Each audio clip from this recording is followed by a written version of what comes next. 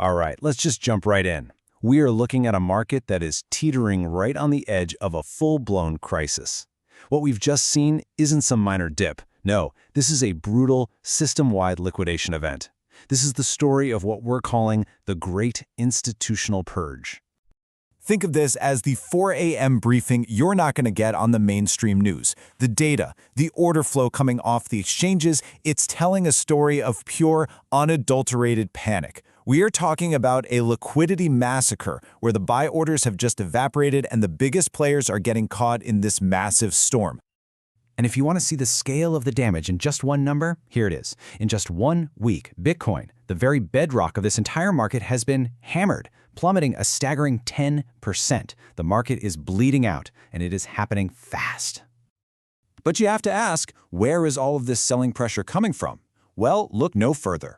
This is the weekly net outflow from Bitcoin ETFs, $1.2 billion, pulled out by the institutional players. The so-called smart money isn't just taking a little profit off the table, they are sprinting for the exits. This right here, this quantifies the raw emotion that's driving everything. The fear and greed index has absolutely crashed to a value of just 13. And that isn't just fear, that is deep in the territory of extreme fear. This is the kind of reading you only see during a major capitulation event. Okay, so that's the chaos you can see on the surface. But now we've got to dig into the real story, this institutional exodus, and really get to the bottom of why the big money is getting so spooked.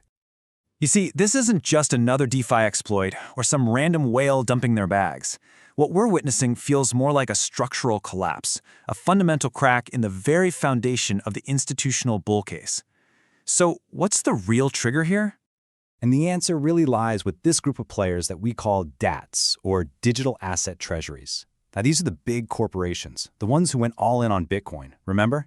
They added it to their balance sheets as a reserve asset. For a while there, they were the poster children for institutional adoption.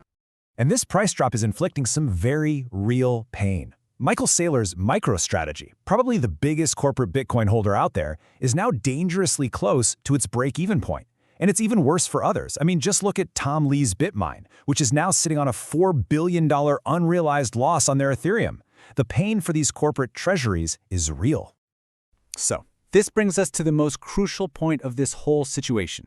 The era of institutions just simply buying Bitcoin and holding on for dear life, that HODL strategy, it's over. It's dead. The game has totally changed. These companies are now being forced into active treasury management. Hedging, seeking yield, basically anything to survive. This means institutions aren't just a source of buying pressure anymore. They are now a source of volatility. This is a complete paradigm shift. Now, this institutional panic around Bitcoin, it's not happening in a vacuum, oh no. It is sending massive shockwaves across the entire crypto ecosystem, and it's creating this really bizarre divided market. So let's take a look at what's happening in this altcoin rebellion, where we're seeing chaos, some unexpected safe havens, and a DeFi sector that is just bleeding out. And this division is really splitting the market in two. On one hand, you've got capital that's desperately seeking shelter, fleeing into what you might call these chaotic safe havens. And on the other hand, the DeFi space is just getting hammered by a severe liquidity crunch and a whole new wave of attacks. I mean, just look at this incredible divergence. While the rest of the market is on fire, privacy-focused assets like Monero and Zcash are absolutely exploding higher. So why is this happening?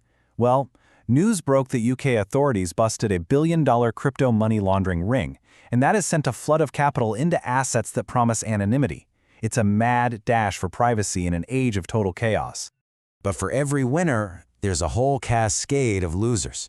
You've got these struggling digital asset treasuries that are dragging down related assets, like those from BitMine and MicroStrategy.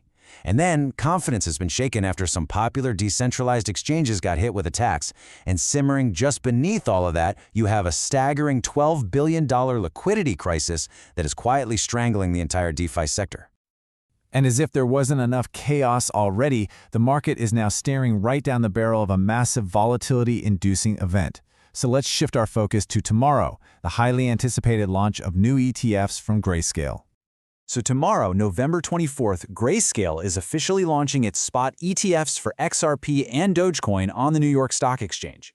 We're already seeing this classic FOMO-driven rally leading up to the main event, and it could bring a whole new wave of mainstream money into these, let's be honest, highly speculative coins. And this sets up one of the oldest adages in all of trading. Buy the rumor, sell the fact. All this hype could very well reach its absolute peak the moment these ETFs go live, and that could potentially trigger a really sharp reversal as all the early traders rush to take their profits. So, okay, the market is an absolute minefield, but how do you even begin to navigate it?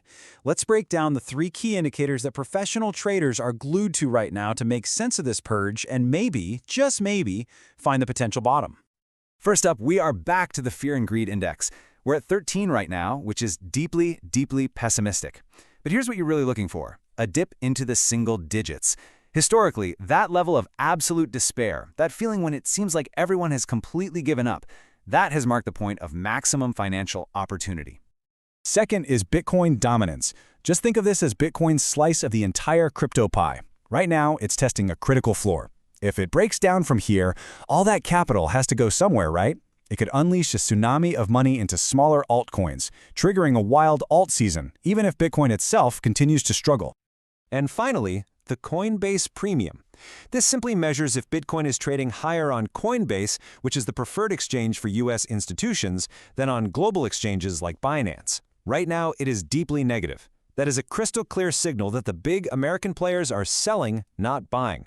Before we can even think about a sustainable recovery, this indicator absolutely must turn positive again.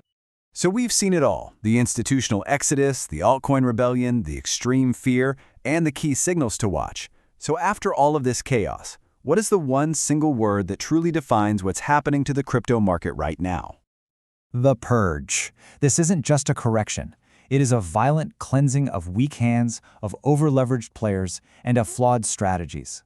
The passive institutional HODL thesis is being purged from the system, and whatever comes next is going to define a completely new era for this market. And make no mistake, the purge isn't over.